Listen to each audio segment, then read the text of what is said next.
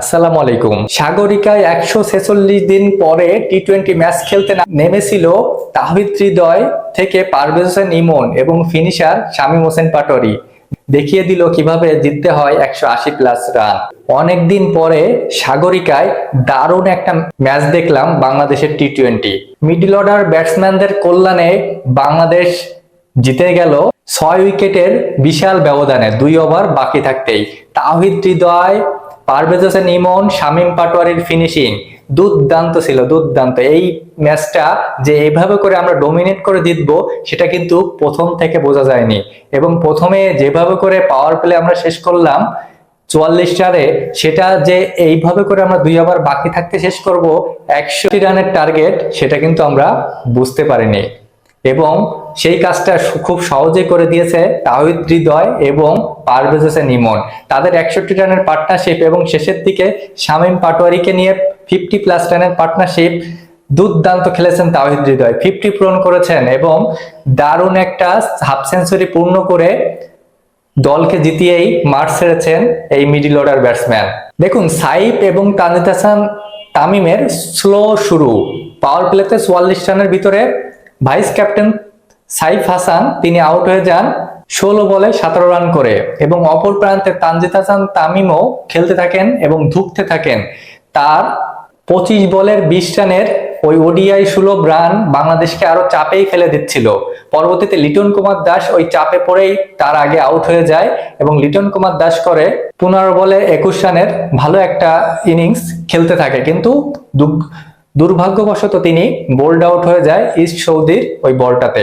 এবং তার পরপরই আসে ম্যাচের আসল টুইস্ট, যখন তানজিদ হাসান তামিম ওই 25 বলে 20 রান করে আউট হয়ে গেল, তার পরপরই নামলো তাওহিদ হৃদয় এবং তারপরে নামলো পারভেজ হোসেন ইমন।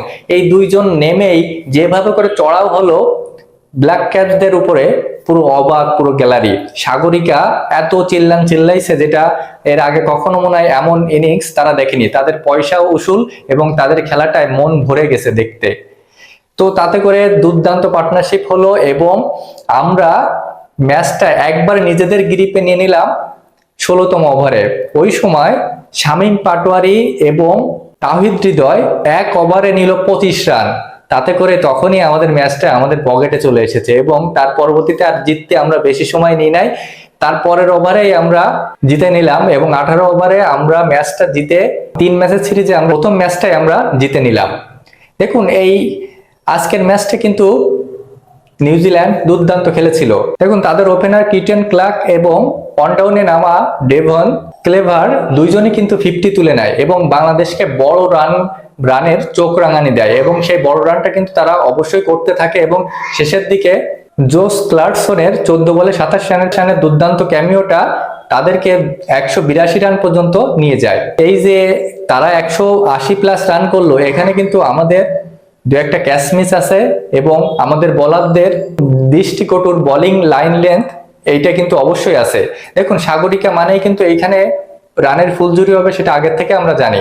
এইখানে বোলিংটা সেইভাবে করে করতে হবে, এবং বোলারদের কার কেমন অ্যাবিলিটি এবং কে কতটা দক্ষ সেটা কিন্তু প্রমাণ করার মাঠ কিন্তু এটা। তো আজকে দেখা গেছে আমাদের ফাস্ট বোলার যারা নতুন ডাক পেয়েছে তাদের কি অবস্থা। সবাই উইকেট পেয়েছে মোটামুটি, এবং সব থেকে ভালো লেগেছে লাস্টের ওভারটা যখন রিপন মন্ডল আসলো। দেখুন, রিপন মন্ডলের আজকে অভিষেক হয়েছে, তিনি একটা উইকেট পাননি, কিন্তু লাস্টের ওভারটা দুর্দান্ত করেছেন। মাত্র 5 থেকে 6 রান খরচ করেছেন, কিন্তু কোনো উইকেট পাননি, কিন্তু লাস্টের ওভারটা করেছেন দুর্দান্ত। এর বাকি অন্যান্য ওভার মোটেও ভালো করতে পারেনি, কিন্তু লাস্টের ওভারটা দুর্দান্ত করেছে। আজকে বোলারদের ভিতরে সবচেয়ে সফল ছিল রিশাদ হোসেন, 2 উইকেট পেয়েছে, এবং সবাই মোটামুটি 1 উইকেট করে নিয়েছে। কিন্তু রিশাদ এবং আমাদের অফ স্পিনার শেখ মাহাদি তিনিও খুবই ভালো বল করেছেন, ইকোনমিটা খুবই ভালো ছিল। সব মিলিয়ে আমরা সিরিজের প্রথম ম্যাচটা জিতে নিলাম, এবং আমাদের কনফিডেন্স এখন খুবই হাই। এবং আমাদের ব্যাটসম্যানরা মিডল অর্ডার এবং ফিনিশার যে আগের থেকে বেশ বেটার হয়েছে, সেটা এই ম্যাচে কিন্তু প্রুভ। এবং ভালো পিচে যে আমরা ভালো রান করতে পারি, এবং আমরা যে 180+ রান তারা করে আমরা জিততে পারি, সেটা আবারও প্রমাণ করলো আমাদের ব্যাটাররা। আপনার কাছে কি মনে হয় অবশ্যই জানাবেন, ভালো লাগলে পাশে থাকবেন। ধন্যবাদ।